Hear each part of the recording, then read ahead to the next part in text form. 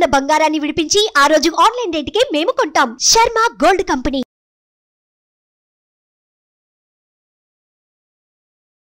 నమస్కారం, సుమన్ టీవీకి స్వాగతం. ప్రస్తుతం మనతో పాటు ఉన్నారు ప్రముఖ జ్యోతిష్య శాస్త్ర పండితులు గురువు గారు శ్రీ మంత సూర్యనారాయణ శర్మ గారు. గురుగారు నమస్కారం. నమస్కారం అమ్మా, శుభం బియాదు. గురుగారు, ఈ 2024 క్రోధినామ సంవత్సరంలో అదృష్టంలో టాప్ 5లో ఉన్నటువంటి రాశులు ఏంటో తెలియజేస్తారా? అంటే మీ ఉద్దేశం అదృష్టం అంటే ఏంటి అన్న నాకు అర్థం కాలేదు. ఎందుకంటే అన్నీ కలిసి రావడం ఎవరికి జరగదండి. Let me make it very clear. కానీ ఉన్న రాశులు ఏ రాశులకి ఆదాయం బాగుంది, ఆదాయం బాగుంటే కదా అదృష్టం అనుకుంటాం మనం. ఆదాయం ఎవరికి బాగుంది చక్కగాను, అలాగే వ్యయం ఎవరైతే ఎక్కువ ఉంది, ఖర్చు ఎక్కువ అవుతుంది, అలాగే యోగాలు ఎవరికి ఎక్కువ వస్తాయి అని ఆ టాపిక్స్ మనం మాట్లాడేసుకుందాం. ఎందుకంటే అదృష్టం అనేది అది జాతక దశలు అంతర్దశ బట్టి ఉంటుంది తప్ప మనకు గోచార ప్రకారం మనకు ఉండదన్నమాట. సో మనం ఏం చేద్దామంటే అదృష్టాన్ని మనం యోగం కింద మార్చుకుందాం. అలా మనం మాట్లాడుకుందాం. ఏ రాశుల వరకు మంచి యోగాలు ఉన్నాయి, ఈ సంవత్సరం బాగుంది, రాశి ఫలాలు మనం అన్ని చెప్పుకుంటాం కదా క్రోధినామ సంవత్సరం గురించి. అలా మాట్లాడుకుంటున్నప్పుడు మనకేంటంటే మేషరాశి తీసుకునేసరికి ఈ సంవత్సరం అంతా శని లాభంలో ఉంటాడు. అంటే నెగిటివ్ ఎనర్జీ ఇచ్చే ప్లానెట్ ప్రాఫిట్ ఇస్తున్నాడు అక్కడ. అలా ఏంటంటే మనం చూసే క్రికెట్లో చూసారా, 11వ వాడు వచ్చి సిక్సర్లు కొడితే అలా ఉంటుంది, లాస్ట్ ప్లేయర్ వచ్చి గెలిపించడానికి ఒక బాల్. అలాగేంటంటే మేషరాశి వారికి అన్నీ అయిపోయాయి అనుకున్న వాడికి చిన్న లక్ ఫేవర్ అవుతుంది. 100%. మేషరాశిలో మనకు అశ్విని నక్షత్రం ఉంది, భరణి నక్షత్రం ఉంది, కృతికా నక్షత్రం ఉంది. ఇంకా హోప్స్ మనం వదిలేసామని అనుకుంటే, అది ఉద్యోగం అనుకోండి, వ్యాపారం అనుకోండి, రియల్ ఎస్టేట్ అనుకోండి, రాజకీయం అనుకోండి, ఫిలిం ఇండస్ట్రీ అనుకోండి, అలాగే అగ్రికల్చర్ వాళ్ళు అనుకోండి, ఆర్గానిక్ అనుకోండి, అలాగే రకరకాల వ్యాపారాలు చేసేవాళ్ళు ఉన్నారు. ఎవరైనప్పటికీ మేషరాశిని అలా వదిలేయకండి. వాళ్ళు ఏ వ్యవహారంలో ఏ వ్యాపారంలో ఉంటే ఖచ్చితంగా లాస్ట్ మినిట్లో ఒక వ్యవహారం నడుపుతాను, లాస్ట్ మినిట్లో మళ్ళీ టేక్ ఆఫ్ అవుతారు. అంత లక్ ఫేవర్ అవుతుంది వాళ్ళకి. కారణం ఏంటంటే శనీశ్వరుడు ఏకాదశంలో ఉన్నారు కాబట్టి ఎవరో మనం ఎప్పుడూ సాయం చేసిన వాడు వచ్చి ఇప్పుడు సాయం చేసి మనం మళ్ళీ లిఫ్ట్ చేసే అవకాశం ఉంటుంది. సో అలాంటి ఒక లక్ వాళ్ళకి ఫేవరింగ్ అనేది మేషరాశి వారికి బాగా కనబడుతుంది చెప్పచ్చు ఈ సంవత్సరం. సో మనం మేషరాశి గ్రహాలు, గురుబలము, ఇంకా శని ప్రభావం, రాహు, కుజుడు ప్రభావం, గోచారాలు బోల్డ్ తిరుగుతుంటాయి రాశి మీదుగా. అవన్నీ పక్కన పెట్టినా శనీశ్వరుడు ఏకాదశంలో ఉన్నాడు కాబట్టి ఒక నెగిటివ్ ప్లానెట్ వల్ల ఒక లాభం జరుగుతుంది. శనీశ్వరుడు అంటే ప్రజాదరణ పొందేవాడు, ప్రజలు మనల్ని పొందుతూ ముందు తీసేవాడు. సాధారణంగా రాజకీయ రంగంలో ఉండేవాడికి మాత్రం రియల్లీ లక్ ఫేవర్ అయ్యే అవకాశం బాగా కనబడుతుంది చెప్పొచ్చు అన్నమాట. అలాగే మనం వృషభంలోకి వెళ్ళాం అనుకోండి, వృషభంలోకి వెళ్ళేసరికి అంత మన శని యొక్క ప్రభావం ఇవన్నీ జరుగుతున్నాయి ఎక్కువగా. వృషభం వాళ్ళకి ఏంటంటే లక్ ఎలా ఉంటుందంటే ఎర్నింగ్ అనేది చాలా బాగుంటుంది, ఫైనాన్షియల్ ఎర్నింగ్స్ బాగుంటాయి. ఇప్పుడు లక్ జరగడం వేరండి. అదృష్టవంతుడికి ఈ ఎలా ఉంటే హార్డ్ వర్క్తో సంబంధం ఉండదు, వాడి లక్ ఫేవరింగ్ అయిపోతుంది. ఎలాగనో సున్నితంగా పనిచేసినా వాడికి కావాల్సిన లక్ ఫేవర్ అవుతుందన్నమాట. కానీ వృషభ రాశి వారికి ఎక్కడ వ్యాపారం చేస్తున్నారో, ఎక్కడ ఉద్యోగం చేస్తున్నారో, ఎక్కడ డబ్బు సంపాదిస్తున్నారో అక్కడ వాళ్ళకి ఫేవరింగ్ ఉంటుంది. అంటే ఏంటంటే ఇంటి దగ్గర ఫేవరింగ్ ఉండదని అర్థం. అంటే ప్రొఫెషనల్లీ చాలా స్ట్రాంగ్ అవుతారు, ప్రొఫెషనల్గా చాలా స్ట్రాంగ్ ఉంటారు, ప్రొఫెషనల్గా సక్సెస్ ఉంటారు, ప్రొఫెషనల్గా లక్ ఫేవరింగ్ అవుతుంది. అంటే వాళ్ళు ఒక డైరెక్టర్ అనుకోండి, సినిమా డైరెక్టర్, సినిమా హిట్ అవ్వచ్చు. ఒక హీరోయిన్ అనుకోండి, ప్రొఫెషనల్గా హిట్ అవ్వచ్చు. అలాగే ఒక మీరు అన్నట్టుగా వ్యాపారస్తులు అనుకుందాం, వ్యాపార జలంలో టర్న్ ఓవర్ బాగుండొచ్చు, ఇంట్లో తలకానిపులు కూడా ఉండొచ్చు, కానీ వ్యాపార రీత్యాగా లక్ ఫేవరింగ్ అవుతుంది మళ్ళీ కూడా. అంటే ఒకరు ఎక్కడ అవుతుందని చెప్తున్నాం అది కూడా. అలాగే మనకి ఏంటంటే మనం మిథున రాశికి వెళ్ళాం అనుకోండి, ఈ మిథున రాశికి వెళ్ళేసరికి మనకి ఏంటంటే ఓవరాల్గా చూసుకుంటే లక్ ఫేవరింగ్ అనేది రాజ్యంలో కనబడదు. రాహు ఉన్నాడు కాబట్టి రాజ్యంలో ఈ సంవత్సరం అంతా ఉంటాడు, మాయాధనం ఇస్తాడు. అన్ని ధనం గురించి మనం మాట్లాడుకుందాం. అంటే లక్ అంటే ధనమే కదా, ఇంకేం కాదు కదా. మిథున రాశి వారికి మాయాధనం ఈ సంవత్సరంలో ఎక్కడో చోట ఇస్తాడు. మాయాధనం వేరు, మోసపూరిత ధనం వేరు. మాయాధనం అంటే అదొక అద్భుతమైన ధనం అన్నమాట. అంటే రూపాయి పెడితే 10 రూపాయల లాభం రావడం, అదొక మాయాధనం.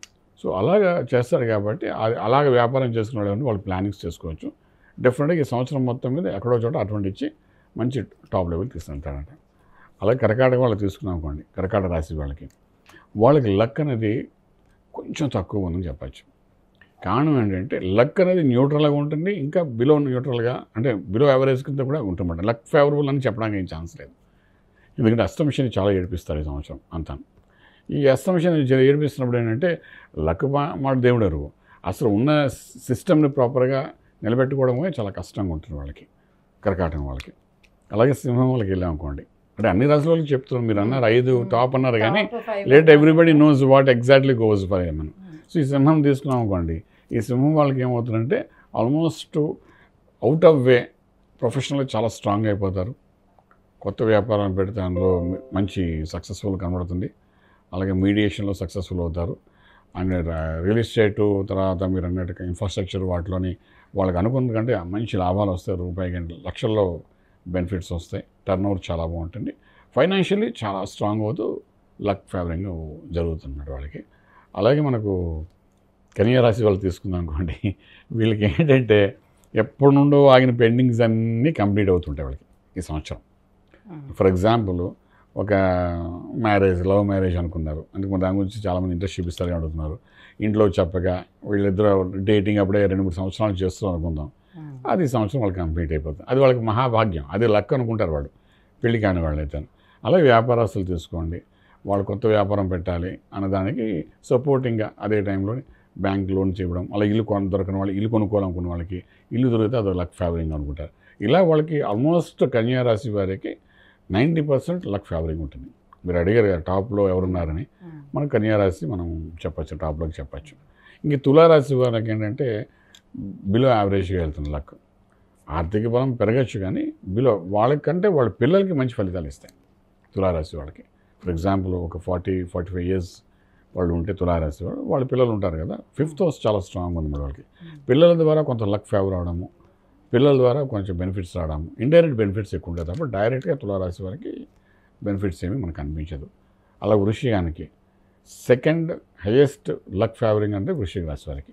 అంటే కన్యకి వృశ్చికానికి ఇద్దరికి ఆల్మోస్ట్ టగ్ ఆఫ్ వార్గా ఈక్వల్గా ఉంటుంది. కొంచెం ఆన్ అండ్ ఆఫ్ ఇద్దరికి పాజిటివ్గానే ఉంటుందన్నమాట. సో అక్కడ మేషం, వృషభం, మిథునం, కన్య అండ్ వృశ్చిక, ఈ మొత్తం 5 మనకు కనబడేది కన్యా వృశ్చికానికి టాప్. మీరు ప్రధానమంత్రి గారు వృశ్చిక రాశి కదా, మళ్ళీ 3వసారి కింద పైన పడుతూ మొత్తానికి ఆయన ప్రైమ్ మినిస్టర్ అయిపోయారు. లేకపోతే ఆయన 400 చిల్లర అన్నారు, అలాంటిది 292 దగ్గర ఆగింది కదా, మొత్తాన్ని ఏదో నిలబెట్టింది జాగ్రత్తగాను. సో ఏంటంటే ఆ లక్ ఫేవరింగ్ అక్కడ ఆయన్ని నిలబెట్టేసి చెప్పచ్చు అనమాట. అది వృశ్చిక రాశి వారు కాబట్టి.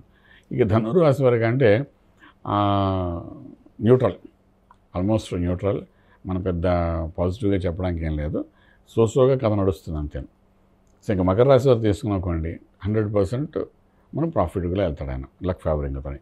అంటే కొత్తగా ఏదైనా స్టార్ట్ చేసినా ప్రొఫెషనల్గా ఇండస్ట్రీ అంటే ఫిల్మ్ ఇండస్ట్రీ అనుకోండి, లేకపోతే అగ్రికల్చర్ ఇండస్ట్రీ అనుకోండి, లేకపోతే స్టీలు, సిమెంటు, ఐరన్, ఇన్ఫ్రాస్ట్రక్చర్, రకరకాల గోల్డ్, సిల్వర్, ఇంకా ఏదైనా వాళ్ళు ఏం చేసినా కూడా ఇండస్ట్రీ సంబంధించిన వ్యాపారం చేసినా కూడా డెఫినెట్గా వాళ్ళకి ఒక కొత్త డెవలప్మెంట్స్ అన్నీ కనబడతాయి వాళ్ళకి. అది ఒక లక్గా మనం అనుకోవచ్చు. న్యూ డెవలప్మెంట్స్ ఫర్ మకర రాశి. ఆ న్యూ ట్రెండ్ సెట్ చేయడము, అలాగే నెక్స్ట్ లెవెల్కి వెళ్ళడం, అది ఎడ్యుకేషన్ లైన్లో ఉన్నా ఎక్కడైనా సరే వెళ్ళడం అనేది జరుగుతుంది. కాబట్టి మకరానికి మనం మంచి పీఠం వేయచ్చు డెఫినెట్గా. మామూలుగా ఆదాయం దాంట్లో కూడా 14 అది కనబడుతుందన్నమాట, అంతకంటే ఎక్కువ వాళ్ళకే ఉన్నట్టుగా. అలా కుంభం వాళ్ళకి ఏ గ్రహము అనుకూలించకపోయినా ఈ సంవత్సరం కుంభం వాడికి ఒక అదృష్టం ఉంది. ఏ గ్రహం అనుకూలించదండి వాళ్ళకి, నిజం చెప్పాలి. శని నెత్తిమీ కూర్చుంటాడు, 2nd హౌస్లో రాహు ఉంటాడు, 3rd హౌస్లో కుదురు తిరుగుతుంటాడు యాజ్ ఆన్ టుడే తీసుకుంటే. అలాగే చూసుకుంటే ఏది అంత అనుకూలమైన గ్రహాలు లేవు వాళ్ళకి ఈ సంవత్సరం అంతా. But still oh luck favouring, అంటే మనకు కొన్ని గ్రహాల చక్రాలు ఉంటాయి, ఆ చక్ర ప్రకారం వాళ్ళకి లక్ ఫేవరింగ్ ఉంది. అదేమవుతుందంటే వాళ్ళు ఒక మార్గం, ఒక పని మీద వెళ్తుంటే వాళ్ళకి వేరే మార్గానికి సంబంధించిన కొంతమంది కలిసి వాళ్ళకి ఇది చేస్తే బాగుంటుంది, దీనికైతే మేము సపోర్ట్ చేస్తాం, ఇన్ని లక్షలైనా కోట్లైనా మేము ఇన్వెస్ట్ చేస్తామని చెప్పి ముందుకు వచ్చి ఇన్వెస్ట్మెంట్ చేసి వాళ్ళని సక్సెస్ఫుల్ చేసే అవకాశం ఉంటుందన్నమాట. సో కుంభాన్ని ఏమంటే కొంచెం చాలా జాగ్రత్తగా ప్లాన్ చేసుకోవాలి. వాళ్ళకి ఎటుపంచి లక్ వస్తుందో వాళ్ళకే తెలియదు, బట్ లక్ అయితే ఫేవరింగ్ అవుతుంది వాళ్ళకి. స్ట్రెస్ ఆఫ్ ప్లానెట్స్ అనేది బాగా ఉంటుంది. ఈ స్ట్రెస్ లెవెల్లో వాళ్ళు అలసిపోయి ఇంకేం చేస్తాంలే అనుకునే టైంలోని ఎవరో ఒకరు సపోర్ట్ దొరుకుతుంది, ఏదో మార్గంలో కనబడుతుంది. అలా మనం చెప్పచ్చు అన్నమాట. ఇక మీనం దగ్గరకు వద్దాం. మీనం ముందు చూస్తున్నవి వెనక్కి చూస్తే వేరే లెక్కన ఉంటుంది. ఎందుకంటే రాహు ఉన్నాడు, ఏదో మాయాధనం ఇద్దాం అంటాడు, వాడు రాశిలో ఉన్నాడు కాబట్టి. 12 శనీశ్వరుడు దానికంటే ముందు కాపలా కాస్తున్నట్టుగా మాయాధనాన్ని తీసేసుకోవడానికి రెడీగా ఉంటాడు వాడు. సో వాళ్ళకి ఎంత లక్ అవుతుంది అని అంటే వస్తుంది, నిలబెట్టుకోలేరు. లక్ వచ్చినా కూడా నిలబెట్టుకునే వాళ్ళు ఎవరంటే మీనరాశి వారు. సో మనం ఇలా ఓవరాల్గా మనం తీసుకుంటే మనకు 100% లక్ని నిలబెట్టుకుని ఈ సంవత్సరం అంతా ఎంజాయ్ చేసేవాళ్ళు మనకు కనబడేది ఎవరంటే ఒకటి వృశ్చికము, ఒకటి కన్య, ఇవి 2 మకరం. ఈ ముగ్గురు నిలబెట్టేసుకుంటారు. మిగిలిన వాళ్ళని ట్రాన్స్లోకి వెళ్తారు, ఎంజాయ్ చేయకుండా కొంతమంది వదిలేసుకుంటారు, మిగిలిన రాశుల్లో కొంతమంది వచ్చిన దాన్ని దుర్వినియోగపరుచుకుంటారు. ఇలా రకరకాలుగా ఉంటాయి. కాబట్టి మీరు ఫస్ట్ 5 అన్నారు, కానీ ఫస్ట్ 5లో మనకు వచ్చేది వృశ్చికం, కన్య, మకరం, దెన్ మేషం, వృషభం, మిథునం. సో ఈ 3 తర్వాత ఆ 3 వస్తాయి, టోటల్గా 6. సో ఈ 6 నేను చెప్పాలనుకున్నాను ఏంటంటే, యోగం ఉంది కాబట్టి చాలాసార్లు నేను వీడియోలో కూడా చెప్పాను, యోగం ఉండడం వేరు, దాన్ని నిలబెట్టుకోవడం వేరు అంటాం. సో ఈ 6 రాసుల వాళ్ళు ఏంటంటే వచ్చిన దాన్ని నిలబెట్టుకోవడానికి, అలాగే పదవి రావడం వేరు, నిలబెట్టుకోవడం వేరు అంటాం. సో ఆ నిలబెట్టుకోవడానికి చేయవలసిన ప్రక్రియలు మాత్రం ఈ సంవత్సరం అంతా చేసుకోవాలి.